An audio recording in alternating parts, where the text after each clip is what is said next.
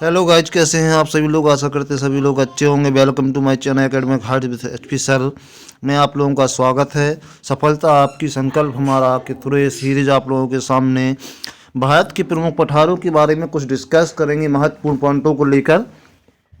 तो चलते हैं बिना समय गवाए सेशन के क्वेश्चन नंबर फर्स्ट की ओर। और सेशन का क्वेश्चन नंबर फर्स्ट ये रहा आप लोगों के सामने।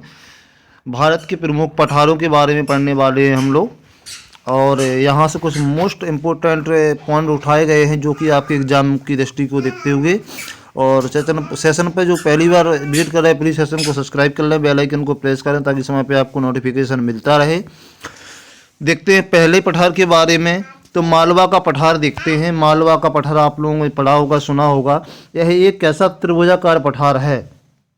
यह एक कैसा है, त्रिभुजाकार पठार है। उत्तर विंध्य पहाड़ियों का पठार है ये। पश्चिम अरावली पर्वतमाला पर है। पूर्वी बुंदेलखंड में है। यह दक्कन टैंप का विस्तार है। दक्कन टैंप का जो विस्तार है वह है आपका मालवा का पठार। पूर्व बुंदेलखंड में जो उपस्थित है उसे मालवा का पठार कहते हैं। पश्चिम अरावली पर्वतमाला पर है। और उत्तर की विंध्य महापहाड़ियों पर स्थित है। और इसका आकार जो कहा जाए तो वो त्रिभुजा आकार है। ये मोस्ट इम्पोर्टेंट पॉइंट्स आप लोग नोटपैड पर नोट कर लें। अधिकतम एग्जामों में पूछे जाने वाले ये नोटपैड आप लोगों के सामने हैं, और बहुत ही कम समय में बहुत ही अच्छी जानकारियां आप लोगों के लिए निकाल के लाए हैं। दूसरा है आपका छोटा नागपुर का पठार। छोटा नागपुर का पठार बुंदेलखंड पठारों के पूर्व में स्थित है। बुंदेलखंड जो पठार है, जो हम अभी आगे पढ़ने वाले हैं, उसके पूर्व में स्थित है। प्रायद्वीप पठार के उत्तर पूर्वी में है। प्रायद्वीप पठार के उत्तर पूर्वी में पड़ता है ये आपके। विस्तार का प्रतिनिधि है, पूर्वी विस्तार का प्रतिनिधि है भाई। प्रायद्वीप पठार के उत्तर पूर्व में जो विस्तार हो रहा है उसका प्रतिनिधि है। विस्तार, इसका विस्तार कहाँ कहाँ तक है? झारखंड, उत्तरी छत्तीसगढ़, पश्चिमी बंगाल का पश्चिमी भाग। ठीक है, बंगाल का पश्चिमी भाग है, और झारखंड में इसका विस्तार है, और उत्तरी छत्तीसगढ़ में भी इसका विस्तार है। उत्तर गंगा व सोन नदी भी यहाँ से निकली हुई हैं। और दक्षिण महानदी घाटी, ठीक है, दक्षिण महानदी घाटी तक ये पठार आपका है। तो प्यारे बच्चों स्क्रीनशॉट ले लें। छोटा नागपुर का पठार वेरी मोस्ट इंपोर्टेंट क्वेश्चन हैं आपके। बात कर लेते हैं दक्कन के पठार की। तो दक्कन के पठार के बारे में कुछ पॉइंट जानते हैं। दक्कन के पठार के बारे में, यह त्रिभुजाकार पठार है। यह भी आपका त्रिभुजाकार पठार है। उत्तर पश्चिम सतपुड़ा और विंध्य उत्तर महादेव विंध्य पहाड़ियों में है। देखिए, उत्तर पश्चिम सतपुड़ा को घेरे हुए, सतपुड़ा के घने जंगल आप लोगों ने सुने ही होंगे, उन सबको घेरे हुए है, और विंध्य पहाड़ियों तक है। उत्तर महादेव और मैकल, ठीक है, उत्तर में महादेव और मैकल तक फैला हुआ है, और पश्चिम में पश्चिमी घाट तक फैला हुआ है, और पूर्व में पूर्वी घाट तक फैला हुआ। क्षेत्रफल लगभग 5 लाख वर्ग किलोमीटर है इसका। इसके क्षेत्रफल की बात अगर करते हैं, क्षेत्रफल अगर आपसे पूछा जाए तो क्षेत्रफल कितना है? 5000 वर्ग किलोमीटर इसका क्षेत्रफल है। भारतीय प्रायद्वीप पठार का सबसे बड़ा भाग है। भारतीय प्रायद्वीप पठारों का सबसे बड़ा भाग है दक्कन का पठार। 5 लाख वर्ग किलोमीटर फैला हुआ है। आकृति इसकी त्रिभुजाकार है, और सतपुड़ा और विंध्य पहाड़ियों तक फैला हुआ है। ठीक है, और इसको स्क्रीनशॉट कर लें प्यारे बच्चों, नोटपैड पर नोट कर लें। चलते हैं अगले पठार पर, दंडकारण्य पठार। दंडकारण्य पठार के बारे में देखते हैं। छत्तीसगढ़, उड़ीसा और आंध्र प्रदेश में स्थित है।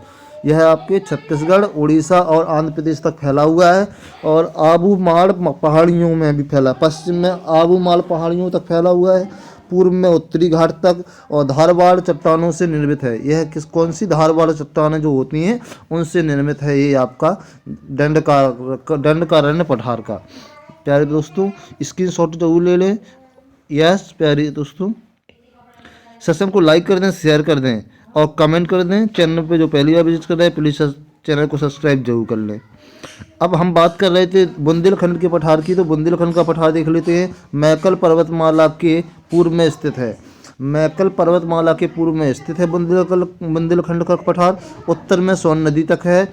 दक्षिण में बलुआ पत्थर व चूना पत्थर से निर्मित है। दक्षिणी भाग जो है उसमें क्या है? बलुआ पत्थर है व चूना पत्थर है। ऊंचाई और घाटियों से घिरा हुआ है।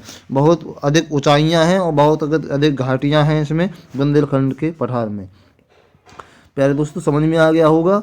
और चलते हैं सेशन के अगले पठार की ओर। और अगला पठार है आपका शिलोंग पठार, जिसे हम मेघालय का पठार भी बोलते हैं। शिलोंग पठार जिसे हम मेघालय का पठार भी बोलते हैं, भारत के उत्तर पूर्वी भाग में स्थित है। यह कहाँ पर स्थित है? भारत के उत्तर पूर्वी भाग में स्थित है, ब्रह्मपुत्र घाटी तक। उत्तर में ब्रह्मपुत्र घाटी तक है, दक्षिण में सुरमा और सोना घाटी तक है। राजमहल पहाड़ियों से पृथक है, आयताकार खंड है। इसका आकार कैसा है? आयताकार खंड है शिलोंग का पठार, जिसे हम मेघालय का पठार भी बोलते हैं। ये सारे पॉइंट्स आपके लिए बड़े ही महत्वपूर्ण साबित हो सकते हैं, अमृत साबित हो सकते हैं आपके अगले एग्जाम के लिए, पठारों के लिए। अगला पठार है आपका हजारीबाग का पठार। हजारीबाग का पठार जो आपका है दामोदर नदी के उत्तर में स्थित है। कहाँ पर? दामोदर नदी है जो दामोदर नदी के उत्तर में स्थित है हजारीबाग पठार।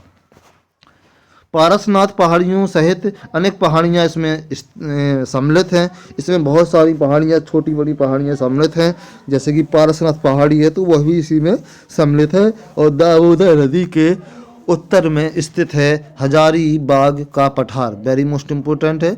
और चलते हैं अगले पठार की ओर। कर्नाटक का पठार जिसे हम मैसूर का पठार भी बोलते हैं। कर्नाटक का पठार जिसे हम मैसूर का पठार भी बोलते हैं। महाराष्ट्र पठार के दक्षिण में, महाराष्ट्र पठार से लगा हुआ है, महाराष्ट्र पठार के दक्षिण में है। दक्कन पठार का दक्षिणी भाग, दक्कन पठार जो है उसका दक्षिणी भाग कहलाएगा। और प्रमुख नदियां यहाँ पे कौन कौन सी हैं? गोदावरी, कृष्णा, कावेरी, तुंगभद्रा, शरावती और भीमा नदी। ये सारी नदियां यहाँ पर हैं। कौन कौन सी हैं? गोदावरी, कृष्णा, कावेरी, तुंगभद्रा, शरावती और भीमा कर्नाटक के पठार से होकर गुजरती है। इसे हम मैसूर का पठार भी बोलते हैं। यह आपके महाराष्ट्र पठार के दक्षिणी में स्थित है। बहुत ही वेरी मोस्ट इम्पोर्टेंट पठारों की श्रृंखला। और अगले पठार की ओर चलते हैं। अगला पठार है महाराष्ट्र का पठार। महाराष्ट्र का पठार नाम से ही आपको मालूम चलेगा कि महाराष्ट्र में स्थित है। दक्कन का पठार उत्तरी भाग है। दक्कन के पठार का कौन सा? उत्तरी भाग है। काली कपास मिट्टी, रेगुर मिट्टी से ढका हुआ है। इस यहाँ पर कौन सी मिट्टी सर्वाधिक है? आपकी काली कपास मिट्टी, काली मिट्टी है जो कपास की खेती के लिए उपयुक्त है। रेगुर मिट्टी भी बोलते हैं, जिसे हम रेगर मिट्टी भी बोलते हैं, से ढका हुआ। एक दिन आपको मिट्टी वाली क्लास में भी हम आपको बहुत जल्दी प्रोवाइड कराएंगे प्यारे दोस्तों। तो ये रहा आपका महाराष्ट्र का पठार। बाकी सभी लोग सेशन पर जुड़े रहने की सभी लोगों को बहुत बहुत धन्यवाद। ये आपके यहाँ तक हमने 9-10 पठार पढ़े हुए हैं। और इसके बाद अन्य महत्वपूर्ण तत्व क्या है? दक्कन का पठार जैसे है भारत का सबसे बड़ा और सबसे पुराना पठार माना जाता है। 8 राज्यों में फैला हुआ है। कौन? दक्कन का पठार। दक्कन का पठार जो है भारत का सबसे पुराना और सबसे बड़ा पठार है, जो कि 8 राज्यों में फैला है। गिनामा मथा है जो आपका दक्षिण भारत का अधिकांश भाग कवर करता है। गिनामा मथा पठार जो है आपका वो क्या है? दक्षिण भारत का अधिकांश भाग कवर करता है। वेरी मोस्ट इम्पोर्टेंट पठार हमने यहाँ पे कंप्लीट किए हैं कुछ। और बहुत जल्दी अगली क्लास में मिट्टियों की क्लास को लेकर हम आपके सामने उपस्थित होंगे। तब तक के लिए सभी लोगों को बहुत बहुत धन्यवाद। और सभी लोगों को चैनल पर जुड़े रहने के लिए धन्यवाद। चैनल को सब्सक्राइब जरूर कर लें, बेल आइकन को प्रेस कर दें ताकि समय पे आपको नोटिफिकेशन मिलता रहे। सभी लोग सेशन को लाइक करें, शेयर करें, मित्र बंधु सगा संबंधियों को। पढ़ते रहिए, स्वस्थ रहिए, मस्त रहिए। जय हिंद, जय भारत। फिर मिलेंगे अगले वीडियो में, तब तक के लिए नमस्कार।